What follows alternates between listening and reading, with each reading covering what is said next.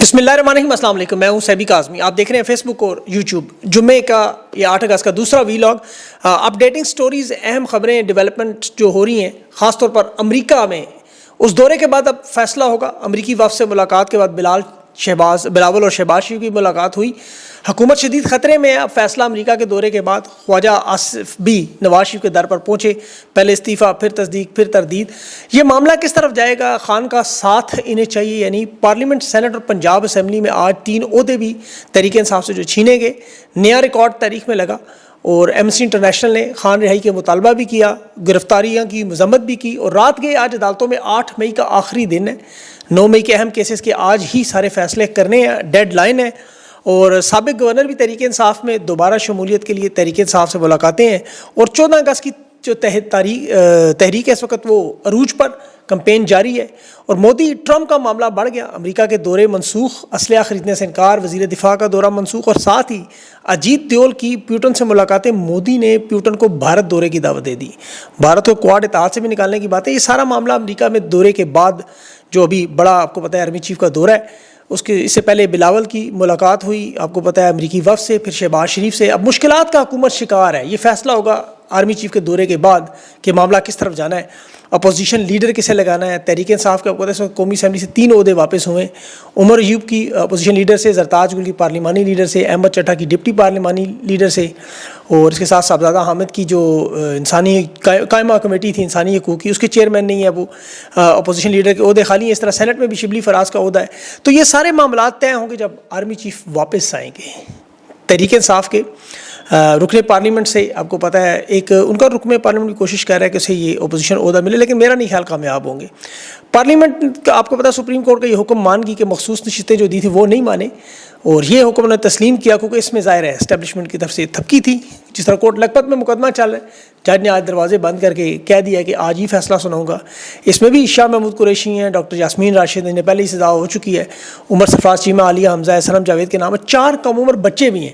آج اس کو اختتام میں پہنچانے کی ڈیڈ لائن ختم ہو رہی ہے، تو دیکھنا اس میں کیا ہوگا۔ تحریک انصاف کی 14 اگست سے جو تیاریاں ہیں، حویلیہ میں بڑا کنونشن ہے، اور 14 اگست کے حوالے سے تحریک انصاف کی قیادت بڑے سرپرائز دینے کی بات کر رہی ہے۔ یہ تحریک کس طرف جائے گی، معاملات کس طرف جائیں گے، اب یہ معاملہ فائنل مرحلہ ڈساسو مومنٹ کی طرف جا رہا ہے۔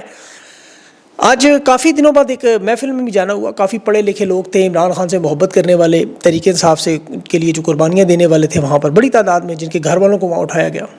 میزبان تھے میاں آصف صاحب، میں خود وہ چونکہ تحریک انصاف کے رہنما ہیں آسٹریلیا میں، تو انہوں نے ہم خیال لوگ اکٹھے ہوئے تھے، بڑی اہم میٹنگ تھی، لیکن اس میں عمران خان کی قید پر، ملک کے حالات پر آپ کو پتہ ہے فکری گفتگو تھی۔ میں نے اس میں بہت ساری چیزیں آبزرو کی جو میں کافی دنوں سے سوشل میڈیا پہ دیکھ بھی رہا ہوں، گفتگو سے اندازہ بھی لگا رہا ہوں کہ اسٹیبلشمنٹ جو ایک مخصوص سوچ رکھتی ہے، ایک منصوبہ رکھتی ہے کہ لوگوں کو اس حد تک لے کے جائیں کہ مایوس ہو کے اس نظام سے پیچھے ہٹیں، اور اس میں پہلے نمبر پر ان کا ٹارگٹ اوورسیز پاکستانی، دوسرے پہ پاکستانی نوجوان، اور تیسرا سوشل میڈیا۔ دیکھیں خان نے 27 سال کی محنت کے بعد آپ کو سیاسی دھارے میں لایا ہے۔ یہ نوجوان بچے جو آپ کو پتہ ہے سیاست کو بورنگ سبجیکٹ سمجھ کے بات ہی نہیں کرتے تھے، آج وہ پاکستان کی تاریخ تک سمجھ چکے ہیں، مفکر بن چکے ہیں، شعور کی منزلیں طے کر چکے ہیں۔ اب وہ لوگ جو 45 سے زیادہ ہیں، جو عمر کا ایک بڑا اس لیے ادھیڑ عمری کہا جاتا ہے، وہ مصلحت پسند ہوتے ہیں، مفاہمت پسند ہوتے ہیں، مدافعانہ پالیسی والے، ان کی باتوں میں یہ عکس نظر بھی آتا ہے۔ لیکن جو نوجوان ہیں 15-16 سال سے، آپ کو پتہ ہے خاص طور پر 24 یا 30 سے 35 تک کی عمر تک کا، یہ ان 45 سال کی عمر کے لوگوں سے مختلف ہے۔ عمران خان نے اسی لیے اپنی تحریک کا فوکس ہمیشہ نوجوانوں کو رکھا، اور یہ سب سے زیادہ بھی ہیں 64%، اور یہ خان کے ساتھ کھڑے بھی ہیں۔ اس لیے میں نے سوچا اس پہ تفصیل سے بات کروں کہ یہ جو 78 سال کا آپ کو پتہ ہے اسٹیبلشمنٹ نشیب و فراز دیکھ چکی ہے۔ تحریک انصاف کا نوجوان تو پہلی دفعہ دیکھ رہے ہیں، پاکستان کی تاریخ میں بہت سی چیزیں پہلی بار ہو رہی ہیں۔ جس طرح عمران خان قربانی دے رہا ہے، یہ پاکستان کی تاریخ میں پہلی دفعہ ہے۔ جس طرح اسٹیبلشمنٹ ظلم کری، یہ بھی پاکستان کی تاریخ میں پہلی دفعہ ہے، اور اسی طرح انشاءاللہ اس ملک کی تقدیر بھی بدلے گی، یہ بھی پہلی بار ہوگا۔ اصل آزادی عوام کو ملے گی، یہ بھی پہلی دفعہ ہوگا، اور مکمل انشاءاللہ جمہوریت بھی واپس آئے گی، قانون کی بالادستی ہوگا۔ یہ سب کچھ انشاءاللہ پہلی دفعہ ہی آپ دیکھیں گے۔ دیکھیں اس وقت میں لوگوں کو سمجھانے کی کوشش کر رہا ہوں کہ میری آپ کو پتہ ہے کوشش یہی ہے، اور یہ پاکستان کی نہیں دنیا بھر کے مظلوموں یہی کہانی ہے۔ ہر ظالم ڈکٹیٹر مایوسی میں دھکیلنے کی کوشش کرتا ہے کہ آپ اپنی تقدیر کو قبول کریں، لوگوں کو مایوس کریں کہ جی نظام تو یہی رہے گا، جو مرضی کر لیں ہم، ملک کی معیشت تباہ ہو، بے روزگار ہوں نوجوان، ملک چھوڑ کے چلے جائیں، ہمیں کوئی غرض نہیں، ہم نے کون سا الیکشن لڑنا ہے، ہمیں عوامی سپورٹ کی ضرورت ہی نہیں، اور اوورسیز پاکستانی یہ سوچے تو ہماری تو تقدیر میں لکھا ہے. مزاحمت چھوڑ دیں. اس کھوتا خور سوچ سے ہمیں نکلنا ہے اور دوسروں کو بھی نکالنا ہے. یہ گدھے کا گوشت اسی لیے کھلاتے ہیں کہ روحانیت اور ذہنیت پر قابو پائیں. دیکھیں اللہ نے ہمیں اسلام اور اسلامی تاریخ دی ہے, دنیا کی تاریخ. ہمیں نبی پاک صلی اللہ علیہ وسلم کے ہجرت کے وقت کو دیکھنا ہے, 23 سال اسلام مکمل ہونے کو دیکھنا ہے. غار ثور کا واقعہ دیکھیں. رسول اللہ صلی اللہ علیہ وسلم جب غار ثور میں کفار مکہ سے چھپے ہوئے تھے, کفار مکہ پہنچ کے تھے اس غار کے دہانے تک, حضرت ابوبکر صدیق رضی اللہ عنہ نے کہا کہ یا رسول اللہ اگر انہوں نے نیچے دیکھ لیا تو ہمیں دیکھ لیں گے. تو رسول اکرم صلی اللہ علیہ وسلم نے کہا غم نہ کرو, اللہ ہمارے ساتھ ہے. اور یہ وہی لمحہ تھا جہاں ناکامی کے دہانے سے امید کی روشنی کی طرف آئے. مدینہ میں اسلامی ریاست فاتح کی طرح آئے. غزوہ خندق یاد رکھیں, 3000 مسلمان اور 10,000 باہر قریش, یہود, منافقین سب اکٹھے تھے. مسلمانوں نے خندق کھو دی, کھانے کو کچھ نہیں تھا, سخت مایوسی بھی تھی. لیکن یہ وقت تھا ایمان کا, اتحاد کا اور قیادت کا. رسول اکرم جیسا قائد, خالی ہاتھ دشمن کو جانا پڑا. یہ ہمیں کیا سکھاتا ہے؟ ثابت قدمی. پھر شیب ابی طالب گھاٹی کا واقعہ ذرا سوچیں. ابتدائی تاریخ کا سب سے مشکل اور صبر آزما دور تھا. بنو ہاشم تھے, مسلمانوں پر مکے میں ظلم ہوا, بائیکاٹ ہوا. ایک بڑی تنگ وادی تھی وہاں, حضرت ابو طالب کی ملکیت تھی. قریش نے وہاں ظلم کیا, سماجی, تجارتی تمام بائیکاٹ کر دیے. تو حضرت ابو طالب رسول اللہ صلی اللہ علیہ وسلم کو لے کر وہاں بنو ہاشم کو لے کر اس وادی میں چلے گئے. اور یہ 1-2 دن کی بات نہیں, 3 سال تک یہ جاری رہا. 3 سال تک سخت بائیکاٹ, کہ کوئی بنو ہاشم سے شادی نہیں, کوئی خرید و فروخت نہیں, کوئی ان سے میل جول نہیں, کوئی ان کی مدد نہیں کرے گا. ایک تحریری معاہدہ لکھ کے خانہ کعبہ میں لٹکایا گیا. اور سب مشکلات آپ کو پتہ ہے. کھانے کو کچھ نہیں تھا, درختوں کے پتے اور سوکھی چیزوں پر گزارا کرتے تھے. چھوٹے چھوٹے بچوں کی فریادیں اور چیخیں. لیکن کفار مکہ ظالم تھے آج کی طرح, یہ بات چیت نہیں کرتے تھے. لوگوں کی ہمدردیاں تھیں, کچھ کی خفیہ مدد کرنے کی کوشش کرتے. لیکن پھر کیا ہوا دیکھیں, خود اللہ نے ان بے رحم لوگوں کے دلوں میں رحم ڈالا, کیونکہ ظلم زیادہ ہوا. یہ معاہدہ مکہ میں دیکھنے گئے تو وہاں سارا معاہدہ دیمک نے چاٹ لیا, سوائے بسم اللہ کے علاوہ. شرمندہ ہوئے, بائیکاٹ ختم کرنے پہ مجبور. یہ جو کچھ آج آپ ہوتا ہوا دیکھ رہے ہیں آپ, آج یہ دنیا میں ہو چکا ہے. ظالموں نے یہ روایت قائم کی. اسلامی تاریخ تو بھری ہوئی ہے. جہاں بھی فوج یا فوجی جرنیلوں نے بادشاہوں کے ساتھ, خلفاء کے ساتھ وفاداری چھوڑ کے سازشیں کی, بغاوت کی, غداری کی. آپ سلطنت عثمانیہ اٹھا کے دیکھیں, ان کی جانصری بہت بڑی غداری والی فوج تھی. واقعہ خیریہ دیکھیں, بادشاہوں کی کمزوریاں, نہلیاں, فوج کو حد سے زیادہ اختیار جو مل گیا تھا, اقربا پروری تھی, ظالمانہ پالیسیاں تھیں, بیرونی طاقتوں کے ساتھ وہ ان کے حالات تھے. سلطنت دلی بہت بڑی مثال ہے. اندلس میں فوجی جرنیل اسی طرح غداریاں کرتے رہے. سلطنت عباسیہ میں دیکھیں, بنو امیہ میں دیکھیں. تو یہ تاریخ کا ایک بہت بڑا تسلسل ہم دیکھتے ہیں. ہم سیکھتے ہیں بہت کچھ کہ ظالم ایک دور میں ختم ضرور ہوتا ہے, اور ہر وہ شخص جو کلمہ حق ادا کرے, ظالم کے سامنے عدل و انصاف کی بات کرے. جس طرح عمران خان آج, تو مایوس ہونے کی بجائے اس مرد مومن کا ساتھ دیں. وہ آپ کی جنگ لڑ رہا ہے. خان تو ڈیل کر کے جا سکتا ہے, وہ 2 سال سے نظریات پہ کیوں کھڑا ہے, ظالم کے سامنے جھکنے سے کیوں منکر ہے. آپ کو ہر صورت میں, ہر شکل میں خان کا ساتھ دینا ہے. اور یہ دیکھیں, تاریخ میں صرف یہ مسئلے نہیں ہیں. جب بھی فوج نے حکومت پر قبضہ کیا, سربراہ قید کیے, وہ واپس حکمران آئے طاقت سے, اور باقی جرنیل پھر قتل بھی ہوئے, قید بھی ہوئے اور جلا وطن بھی ہوئے. عبرتناک انجام ہوا. مصر کے سلطان کو دیکھیں, اس کی بیوی شجر الدار کو بھی قلعے میں قید کیا, لیکن سلطان پھر آزاد بھی ہوا اور پھر مملوک سلطنت کی بنیاد بھی رکھی. اسی طرح مراد چہارم ہے, وہ عثمانی سلطنت کا بڑا مشہور حکمران تھا, اس کے ساتھ بھی. نپولین بوناپارٹ, آپ نے سنا ہوگا, فرانس کا یہ بادشاہ, 2 دفعہ جلا وطن ہوا شکا سے, لیکن واپس آیا دھڑلے سے. یہ فرانس ہو, ارجنٹینا ہو, جب بھی دنیا میں دیکھیں فوج کہیں طاقتور ہو اور حکمران کمزور ہو, یہ غیر مقبول ہو. جس طرح اس وقت نواز شریف, شہباز شریف, یہ زرداری ان کے حالات ہیں. بغاوتیں ضرور ہوتی ہیں, یاد رکھیں. اور جس لیڈر کے ساتھ عوام کی حمایت ہو تو فوج کے اندر وفادار لوگ یہ چیزیں دیکھتے ہیں, وہ موقع دے کے جو ابھی حملہ کرتے ہیں. یہ اللہ کا قانون ہے. اس وقت دیکھیں, جس طرح شیب ابی طالب میں اللہ نے 2 سہارے نبی پاک صلی اللہ علیہ وسلم کو دیے تھے, وہ دونوں ان کے پاس چلے گئے, بی بی خدیجہ بھی اور حضرت ابو طالب بھی. غم کا سال تھا, اور یہ ہمارے لیے سیکھنے کا معاملہ ہے, بہت بڑا سیکھنے کا معاملہ. اب پاکستان جیسے حالات میں, لیبیا میں بھی ہم نے دیکھے, آپ وہ لائن آف ڈیزرٹ, صحرا کا شعر پڑھیں عمر مختار کے بارے میں. اٹلی کی قابض فوج کے خلاف جو بہادری سے, حکمت عملی سے, ایمان سے بڑی طویل جنگ لڑا. اس میں بڑی انگلش فلمیں بنی ہیں, کہانیاں بنی. لیبیا کی آزادی پر ہے, جسے بڑی تاریخ 1911 میں آپ کو پتہ ہوگا, اٹلی نے لیبیا پر جب حملہ کیا تھا تو جو قبائل تھے وہاں بڑے کمزور ہو گئے, تقسیم تھے, اسلحہ بھی نہیں تھا. اٹلی کے پاس بڑی جدید فوج تھی, ٹینک تھے, ہوائی جہاز تھے, ان کے پاس کیمیکل ہتھیار تھے. قبضہ انہوں نے کر لیا. مشرقی لیبیا کے ایک قبیلے میں قرآن و حدیث کا عالم عمر مختار, اس نے سنوسی تحریک شروع کی. روحانی اور سیاسی تحریک تھی.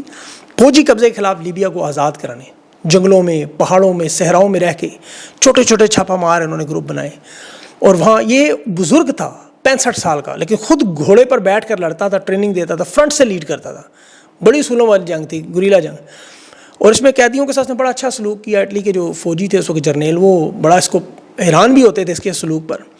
اٹلی نے بڑے فضائی حملے کیے، کیمیکل چلایا، زہریلی گیس چلائی، بڑے بڑے کیمپ کھولے، لیکن 20 سال تک عمر مختار لڑتا رہا.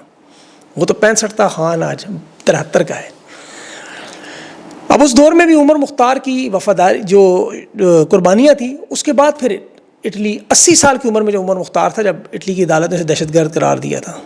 لیکن اس کی بعد بھی دیکھیں اٹلی آزاد ہوا، لیبیا آزاد ہوا. اور یہ بڑا الہامی لمحہ تھا. لیبیا کی آزادی کی بنیاد تھی عمر مختار کی قربانیاں. اس نے اپنے نظریات کا دفاع کیا. اس نے کہا میں اپنے عقیدے، اپنی قوم اور اپنے وطن کے لڑوں. بالکل عمران خان جیسے لڑ رہا ہے آج. تو جو لوگ سمجھ رہے تھے اس وقت تحریک آزادی ختم ہوگی، اٹلی کی حکومت بھی سمجھ تحریک ختم ہوگی، لیکن عمر مختار کے بعد بھی پھر اصل میں لیبیا میں جو غصے اور جذبہ بڑھا، وہ پوری ایک نئی نسل میں منتقل ہوا. اور وہ اٹالین ظلم جو تھا ختم ہوا. جنرل گرازئی نام تھا اس کا، بڑا بدترین ظالم تھا. وہ لیبیا کے مشرقی علاقوں میں پورا اس نے ویران کر دیا تھا وہاں.